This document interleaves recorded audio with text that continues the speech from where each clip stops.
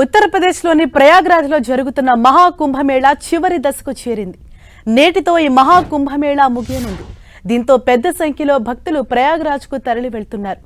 చివరి అమృత్ స్నానం కోసం 1 కోటి మందికి పైగా భక్తులు వస్తారని యూపీ సర్కార్ అంచనా వేస్తోంది. అందుకు అనుగుణంగా ఏర్పాట్లు చేస్తోంది అక్కడి ప్రభుత్వం. ఇందులో భాగంగానే ప్రయాగ్రాజ్లో ట్రాఫిక్ ఆంక్షలు విధించారు.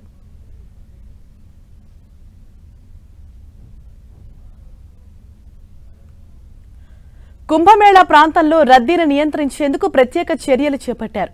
ఇందులో భాగంగా లక్నో, ప్రతాప్గఢ్ వైపు నుంచి వచ్చే యాత్రికుల కోసం ప్రత్యేక ఘాట్ను నియమించారు. రేవాన్, బండా, చిత్రకూట్, మీర్జాపూర్ వైపు నుంచి వచ్చే వారి కోసం అరేల్ ఘాట్ను రిజర్వ్ చేశారు. కౌశాంబి నుంచి వచ్చే భక్తుల కోసం సంగం ఘాట్ను కేటాయించారు.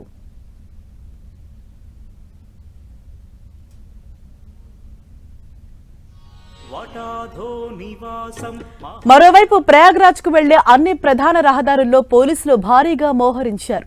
వాహనాలు సాఫీగా ముందుకు సాగేందుకు చర్యలు చేపట్టారు. ఇందులో భాగంగానే 40 పోలీస్ బృందాలు మోటార్ బైక్లపై ఆయా మార్గాల్లో మోహరించారు. ప్రయాగ్రాజ్ ను కలిపే 7 ప్రధాన రహదారుల్లో అదనపు డైరెక్టర్ జనరల్, ఇన్స్పెక్టర్ జనరల్ స్థాయి అధికారులు విధుల్లో ఉన్నారు.